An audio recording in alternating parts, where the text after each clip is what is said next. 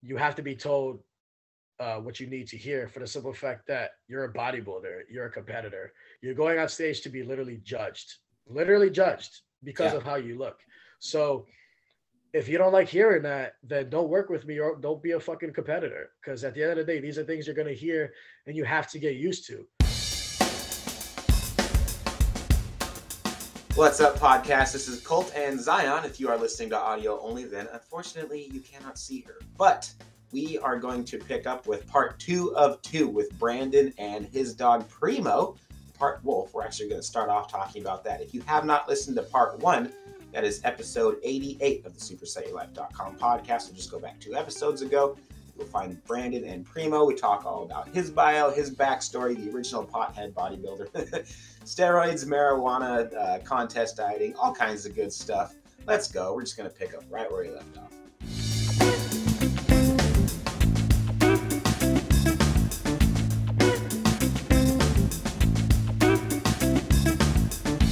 I didn't get him DNA tested, but from the same exact litter with the same parents, one of his brothers was DNA tested, and yeah, he's a third Doberman, a third blue nose pit, and a third wolf, timber wolf. And he's almost 2. Yeah, he's a year and 10 months. So his birthday's coming up in early July. Good stuff. So the coolest thing that I can't believe how well trained he is. And like, dog ownership for me is a very new thing. And I actually, just so you know my story, I've never been particularly a fan of dogs in general at all until Taylor was like, we should really get a dog. We should really get a dog. She just really wanted one. I was like, okay, we'll get one for the family. And so I was like, all right, let's do it.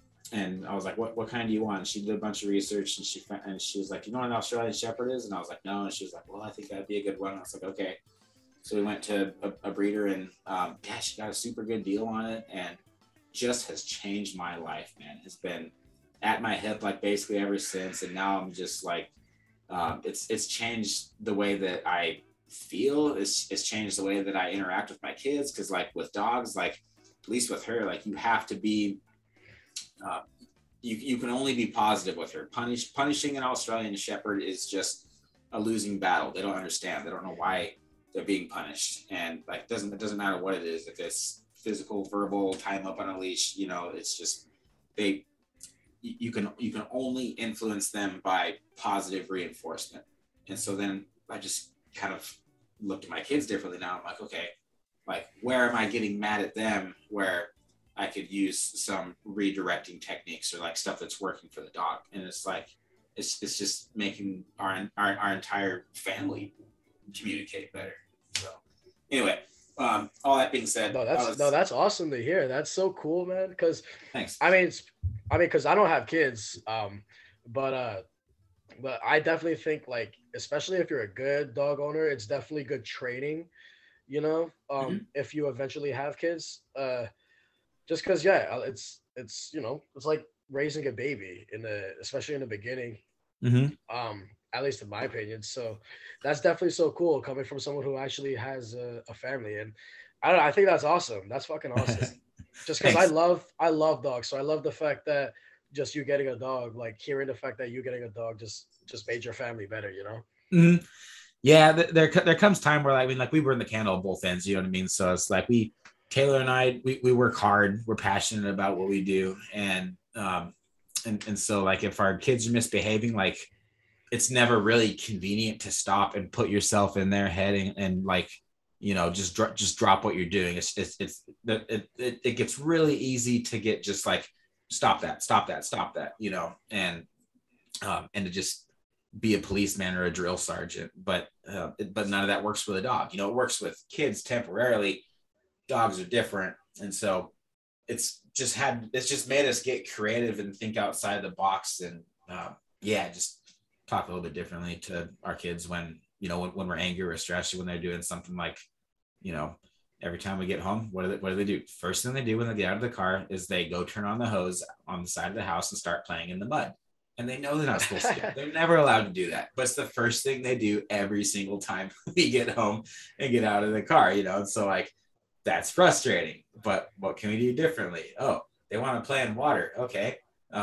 Let's put some water over here, like in the dog dish, and you can play with your toys there. Like that's just like what I came up with when we got home from the trip that I just saw you at.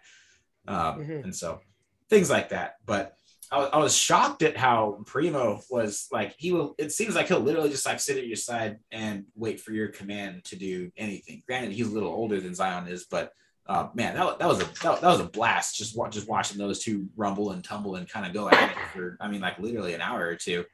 But your dog would sit and wait until you gave him the command to attack Zion in a playful way, and then he would go ahead and do it. And I thought that was really cool. Like, how did you train him how to do that? I mean, the main thing is like, especially in my opinion, is like starting from day one. So like they know from the instant that you're the one, not number one, you're the one that feeds them, you're the one that tells them what to do, you're the one in charge, you're the alpha. They know that from the jump. For example, day one, because we've had Primos since October of I think the year before. And he was 10 weeks old when we got him. Now he's a year and 10 months. And from literally day one, he learned lay down and sit, like from day one, you know? And a lot of it just comes from, number one, being consistent, and especially starting it from day one. Wow. What are some of the other things that you guys do together, tricks that you've taught him? Well, he has to ask for a treat or a toy or whatever. So we tell him to say please, and he'll bark at that command. Or you know, he loves people. So like, for example, at one of my jobs, I work at a dispensary. So, and I'm very fortunate that I'm able to bring Primo there. So anytime I go to work, Primo's there with me at the shop. So anytime customers leave, anytime customers come, they see him, you know, they pet him, whatever, they buy whatever it is they buy, and then they leave. I'll tell him to say bye, and he'll bark at that command as well. No way. Yeah, it's really cute. People love it. People love it over there. And heel is the command that I tell him to stay by my side. Yep. One of the things too that really helps with that is the breeds. Since he's a third Doberman, they're known as like Velcro dogs. So like they stay by your side, you know. And yeah, I want to say that's the most like eccentric things that he really knows. Right on. He could also give a hug too. I forgot about that. Oh, cool. If you crouch down and you say give me a hug, he'll jump up and you know, hug you. Yeah. What about roll over? That I never taught him. Yeah. None of that stuff I taught him. We tried roll over for like a week, and that was just a disaster. Every time she would just like scream, I was like trying to like roll her over on the floor, and that was just a complete disaster. So we've been getting creative and learning different, like more entry level tricks in the meantime. Well, it's all a process. Like, for example, getting him to bark on command was not easy. Like, because I taught him everything except for say please. My girlfriend is the one who taught him that, because I did not have the patience. Because what I learned is to get a dog to bark on command is, like, you know how especially dogs when they're puppies, they'll have something that they're excited about and they'll just constantly like yip or bark at. Mm-hmm. So for example, with him, he loves bubbles. Like his ears perked up for a second, but he loves bubbles. He loves playing with bubbles, like catching them. So when he was a puppy, he would just bark constantly at them for whatever reason. Like when he's extremely excited, he'll bark. So my girlfriend, while he'll bark, she'll tell him, say please, good boy, give him a treat. And then we'll keep doing that over and over. She'll blow some bubbles, he'll be barking at it. She'll tell him, say please, and then give him a treat. And then that's when you try to not blow the bubble, and then you tell him to say please, and then he'll try to you can even see that he's like trying to think like what you're trying to ask him to do. So then the first couple of times it was he couldn't figure it out until she would like blow a bubble, and then he'll start barking at it after she told him to say please, and then she'll give him the treat, you know. So then he caught on to say please as bark. Mm-hmm. So like a lot of little things like that, Contest prep can be a very isolating, lonely endeavor. Even though it's a team sport, you got your girlfriend that I see that works out with you. You got your buddies that you see at the gym. You got a good coach. You got a hell of a coach. You got your own clients. I mean, so it's a team sport in a lot of ways. Have you found that having Primo with you and kind of like with you doing your workouts makes it even more of a team sport? It's like, yeah, like we're doing this together kind of thing. At this point, I don't even view it as like more like a team thing, just because Primo and he comes with me everywhere. Like I take him literally everywhere. So if I'm there, Primo's gonna be there. Like we're a package deal. So yeah. So I mean, it definitely makes it cooler because it feels like I have someone to share it with, especially since we eat the same food. He eats the same food I do pretty much. So like and we go out to do our cardio at the same time. So he comes with me everywhere. So follows the same cycle your coach has you on. Oh, yeah, exactly. Yeah, he eats a bunch of Anavar, but nah, it definitely adds to it. It makes it a lot cooler. Yeah, it's been the same way for me, man, too. Because like most of my workouts are at home. Like 99% of everything that I do is actually at home too, and I just like it too because I'm not, having people take machines and stuff and all the things that are kind of annoying at like an actual commercial gym. Body shop is a different story. I mean that is not your normal gym. That is a very, very special place that is actually definitely not. Yeah, dude, it is worth the drive to work out there. Literally from Portland all the way to Seattle and back just to work out there and let Zion work out too, because like she's working out too. Like she literally burns more calories than me. I swear. It's just one dog after the next. Running around. Yeah. But and that's the thing too, because that's why I loved Body Shop ever since I attended there during their first year. Number one, when I first met Jeff, the owner, I remember meeting him before him and his girlfriend before his girlfriend currently. I remember meeting him before they got together, and he told me his story, which was the fact that he loves working out. He loves the gym, and there's no other like gym like it in the area. Mm-hmm. So he literally sold his house to be able to afford the gym. And he was literally, at the time when I met him, he was living in the gym.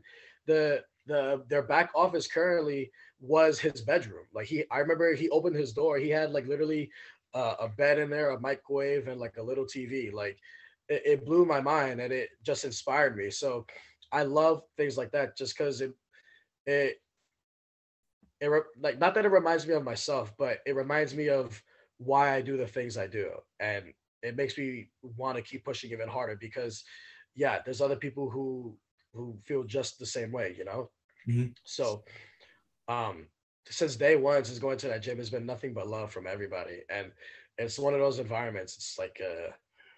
It's like we all have a job to do, even if someone who's not a competitor, if they're just a normal person just going to the gym to look good, they see people like us, like competitors, and they respect it. It's not like we're being judged like in a Planet Fitness or an LA Fitness or something. Yeah. It's a special place, man, with a special culture, a special vibe. And there's some big names there, and there's some really amazing physiques from people that work out there every single day. Oh yeah. Definitely breeds some good talent from that gym. Mm-hmm. Myself included. I love all the new machines that they got too, the hip machines, the new cable setup, and everything. They just do such a good job there. And Arsenal too. You can't beat the Arsenal strength equipment. It's just everything's heavier. Oh yeah, it's so fucking cool. I love Arsenal strength. Like there's only like a few brands of like equipment I really love, and it's Cybex, some Paramount, some Hammer Strength, and Arsenal Strength, like all the way. I went into I was sitting back there a couple days ago when we were in Seattle working with our clients, and I went to do the chest supported row. And I was like, oh, I'll just throw 2 plates on and probably get like 20 reps for a warm up and see where to go after that, thinking it was like an actual T-bar row, you know, because like 2 plates on. Oh, you're talking about. I don't remember what that one is called, but it's the chest supported row with the handles that twist. Yeah, and so you know, everybody calls that the humbler. Yeah, that's a perfect name for it, because like with a T-bar row, like I'll put, you know, like most people do like 6 set, like I'm sure like I got like you would do like 6, 7, 8, not big plates, but the 25-pound plates, you know, for like 8 reps or whatever your hypertrophy range is. And so for me, I was like, all right, I'll, you know, 2 45-pound plates, plenty of wiggle room to be able to get like a good warm-up set in and feel where to go. It was all I could do to get 5 reps, man. Couldn't even get yeah. It's fucking heavy. I mean, just the machine alone without any weight is like, Jesus, this shit is heavy. Yeah. Well, and like Carly and I were working out together, and she was like, "Are you insane?" And I was like, "What? This is nothing." And I was like, "What the heck?" Like, never mind.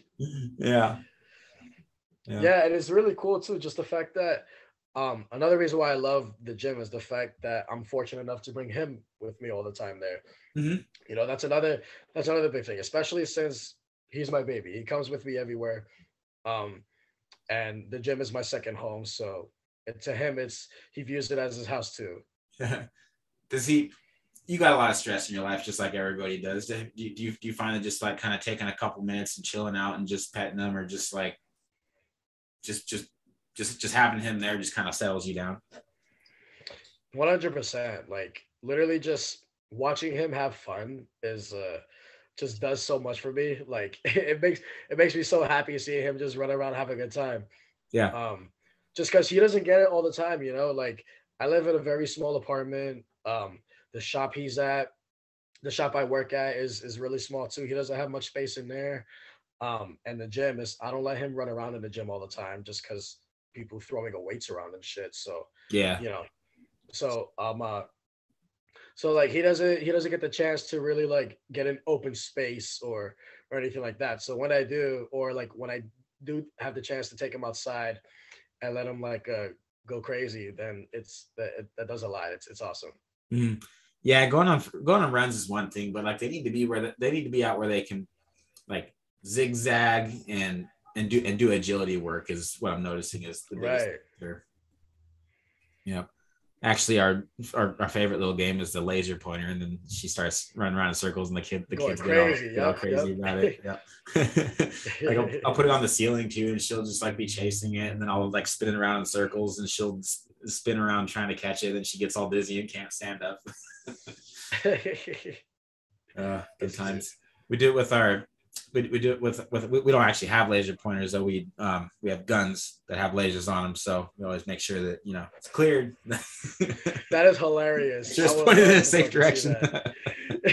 Just using a gun. All right. It's like do you ever listen to or you ever watched Bill Kreischer, the comedian? He was saying he was doing that with the dog, like had the laser pointer, and he was like the dog chasing it. He said he was drunk. So he said, it was like, look, it's like the dog wants to die. It's fucked up, but it's funny. Yeah. You got a lot of tactical gear. I know that you probably pack some guns around, huh? I don't actually. I fucking wish, but really? Well, I'm from New York, so in New York, guns are not a thing. Like unless you're a criminal, you know, they're not a thing. So like moving out here, when I moved out here like over 2 years ago, seeing gun stores was just a shock. Like just that alone, you know. So I've probably held maybe 2 guns ever in my life, you know. But I love weapons. Like I love knives, I love swords, axes. Just I have a huge collection of knives. Especially since I also work at a nightclub. So obviously like we pat people down at the door. So if I find somebody with a knife, I take it from them. And I, you know, I'm a nice guy. I hold on to it. So I tell them to come see me at the end of the night and I'll give it back to them. A lot of the times they're too drunk, they forget or whatever. So I'm not going to go chasing somebody down to give them back their knife. So I'll just take it home with me. So I have a huge collection. Oh, that's cool. That's brilliant. That's Oh awesome, yeah. actually. Oh yeah, that pepper spray. I have a bunch of like random shit. Um, but like guns though, I would love some guns. Like that's one of the reasons why I also because I'm gonna be moving to Florida pretty soon. So that's definitely one of the reasons why I want to move there as well. Uh, just because not to get into politics or anything, but we need our fucking guns. Yeah. We need our guns. Simple as that. 100% agree. Yeah, I think I told you that. Did I tell you about that? Yeah. We were sending video messages last night when we were smoking weed, but we I came back from the gym. My front door to my house is open. This is right after seeing somebody get arrested somebody getting arrested in the parking lot at the gym, and then passing a really sketchy guy, which is not a super uncommon thing in our neighborhood anyway. We have some. I don't mean this disrespectfully at all, but some homeless people that walk up and down the street that is not too far from our house, and we've had some come up to our front door literally when the door is open and I'm working out. Taylor and I both got home at the same time. Front door is wide open. What we think happened is I think that our 4-year-old son has figured out how to undo the child safety lock. But yeah, no, I came inside and I grabbed Zion, I gave Taylor the Glock, and I had the AR, and I was literally searching the entire house with the light and everything, and making the dog smell everything. And like 10, 15 minutes, literally just searched every single part of the house and couldn't find anything. So thank God everybody was good. Everybody was safe. But yeah, it also kind of put us in a situation where it's like, okay, we need to actually have a drill. So like if this happens again, what do we do so we're not scrambling? You know, I feel like we did everything right, but it'd be nice to have a Doberman at that time, you know, something that if there wasn't an intruder wouldn't just like run up and lick them to death. Right. Something scary, you know? Yeah. Cool. Well, man, it's been a hell of a talk. What are you moving to Florida for? Well, it's not going to be like I want to say it's going to definitely be within probably 2 years, just because my girlfriend and I were getting the fuck out of Washington because this state sucks. Oh, I hear you. Yeah, we'll be right behind you. Yeah, especially being from the East Coast, I hate it out here. People are different. I don't know. Most of the time, because you have fake people everywhere, but most of the time in New York, people are very blunt, in your face, straight to the point. Out here, it's not like that. And I fucking hate that. And, you know, being real is a huge thing with me. You know what I mean? Like, even if it's something that you don't want to hear and something you need to hear, it's, you know, it's the truth. It is what it is. I've noticed that about you. And actually, I'm kind of, I'd like to circle around that, around back to that, actually, is that was the biggest thing that I noticed about you, like I said in the intro, was the way that you talk to your clients is just like it's harsh, and it's like you know you're talking to them like I remember my high school coach talking to me, you know. And so the last 6-9 months that we've been all in fully 100% personal training and online coaching. I hate the word personal training. We're bodybuilding coaches, not personal trainers. There's a big difference. Right.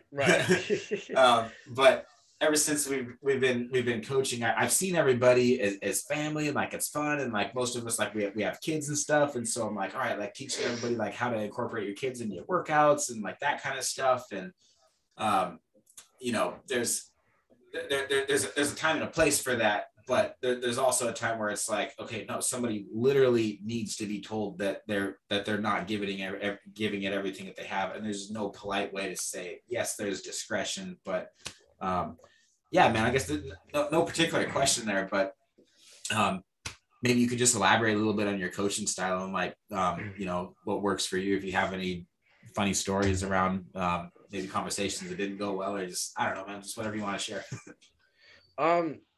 Well, I mean, it all just boils down to how I grew up, you know, and I was a very good liar as a kid, and I also realized that lying a lot. Also, number one, I had to remember what I lied about, and I smoke a lot of weed nowadays. I can't remember all my fucking lies, so I barely even remember like what I did yesterday. Doesn't that suck? If you lie, you have to remember it. If you just don't lie, then Life is Exactly. easier. Number one, I don't want to remember my lies. Yeah.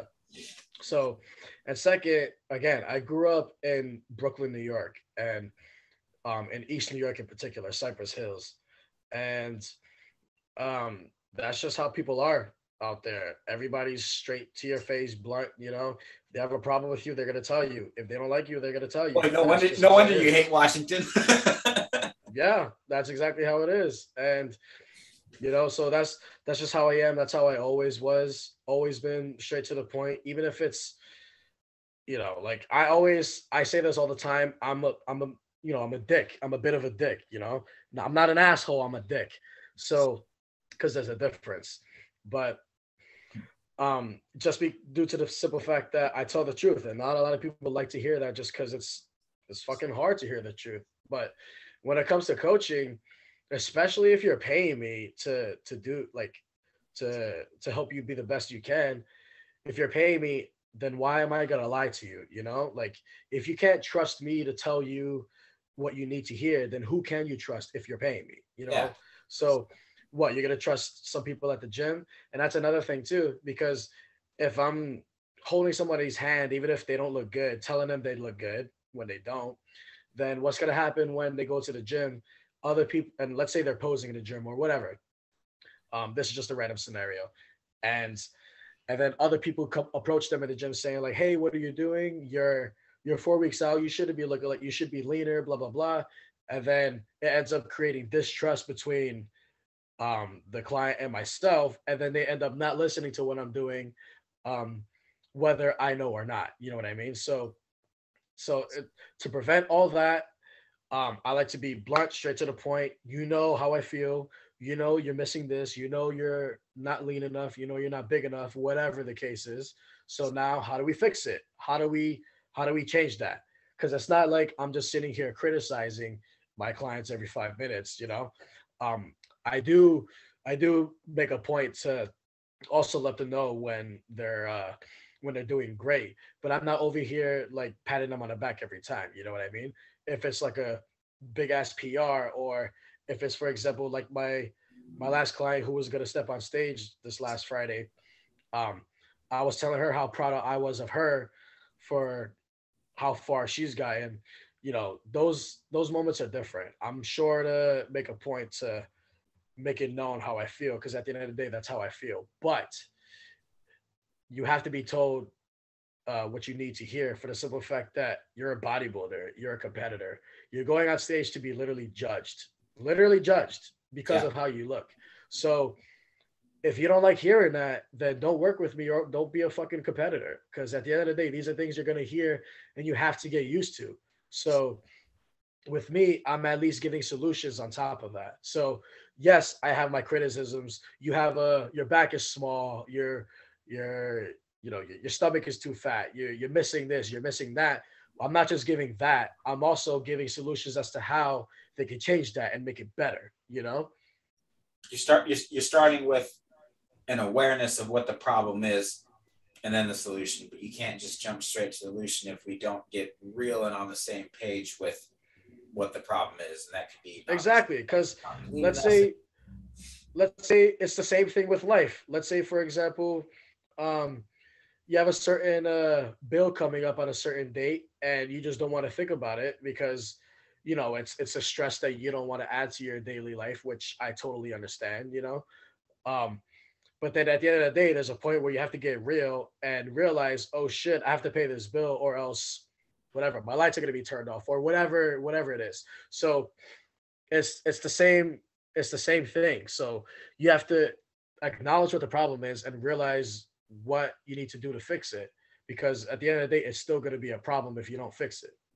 Mm-hmm. So you have to be real with yourself, be honest with yourself, look at what you're missing, and come up with solutions. So that's just how I completely feel as a coach. So if if someone's fucking around, if they're not training hard enough, I'm gonna let them know.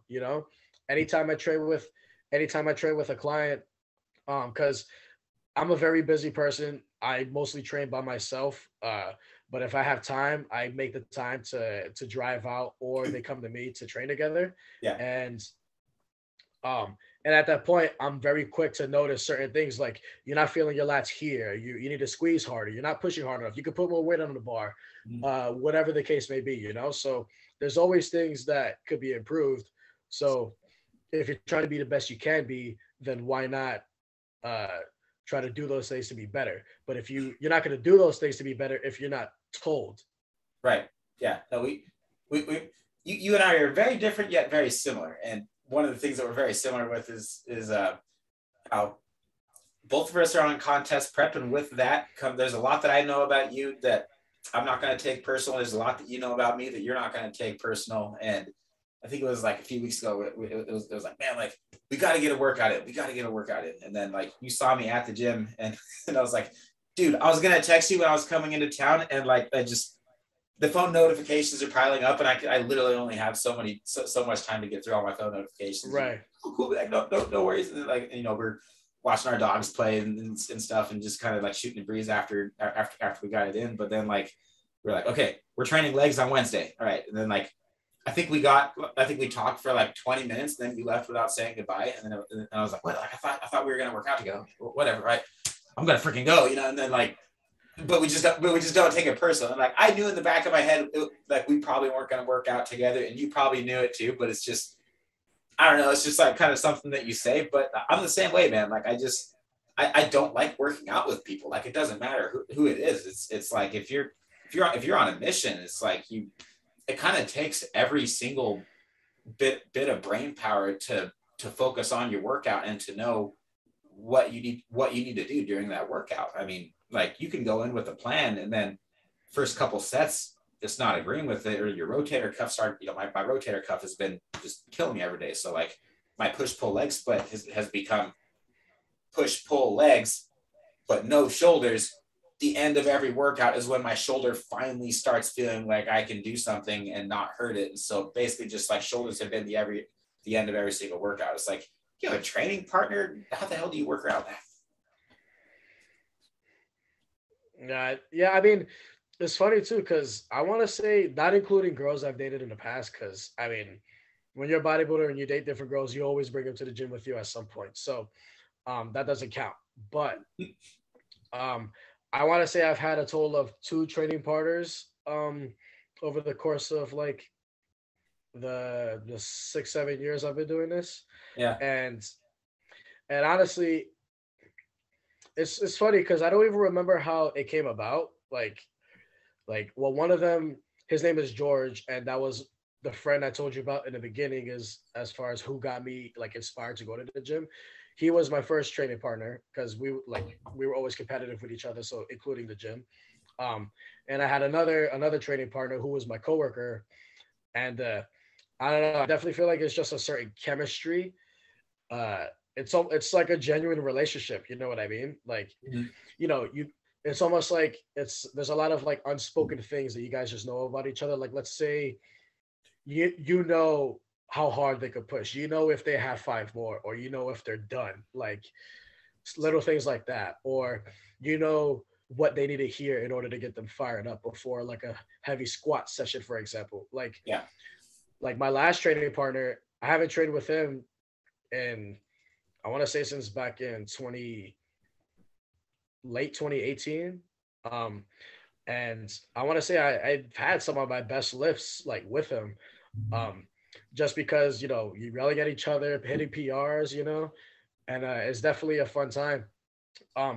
But as I've progressed as a bodybuilder and competitor, I've become a lot more meticulous with my training, because that's one of the things about having a training partner, is a lot of it is about the fun in it, but I like to focus on what I'm doing specifically, because, you know, I'm there for a reason. I have a job to do. Yes. So whether I'm getting paid or not, I have a job to do. So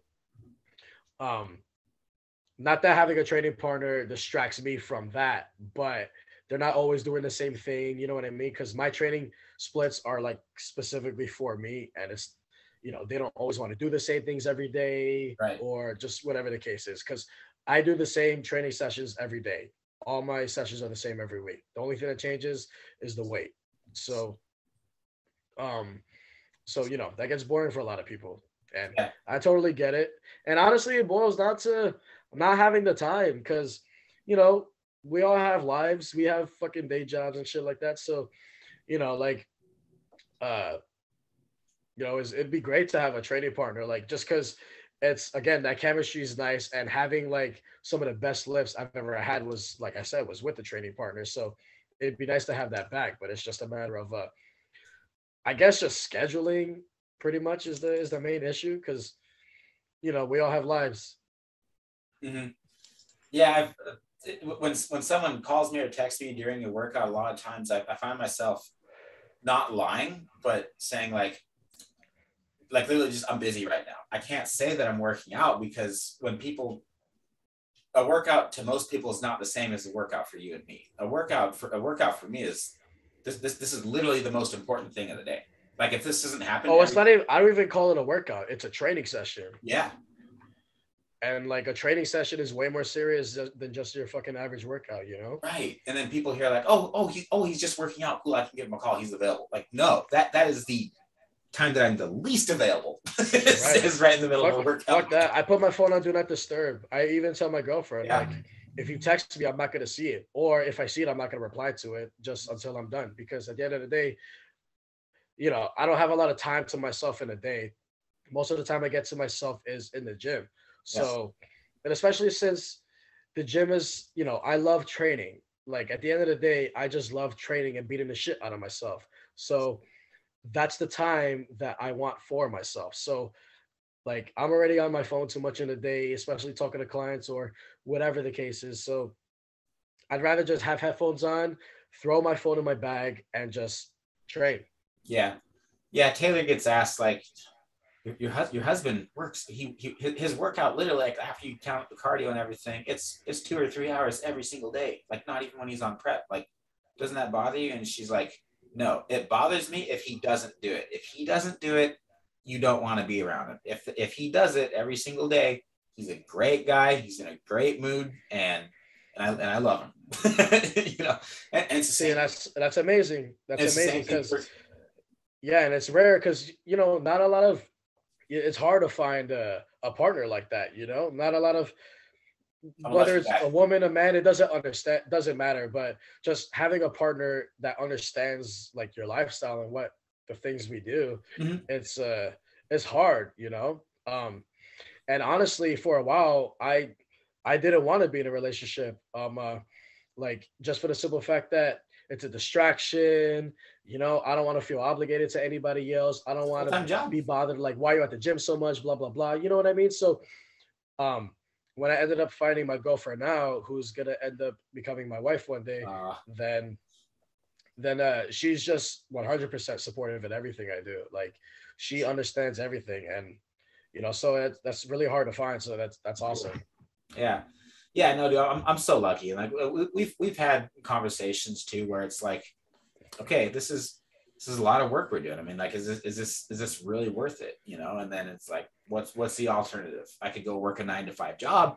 I could go back to the corporate world like I was before when I was working in management. And then both of us are just like, no, that is just, it's not what I was meant to do. It's not what she was meant to do. She's meant to be a mom. She's meant to help me with coaching. I mean, literally, she has clients that we have clients together that she actually does like 99% of their coaching. And if she's like, what do you think we should do with their macros, or what exercise should we have them do? It's a joint effort with pretty much everything with her and me.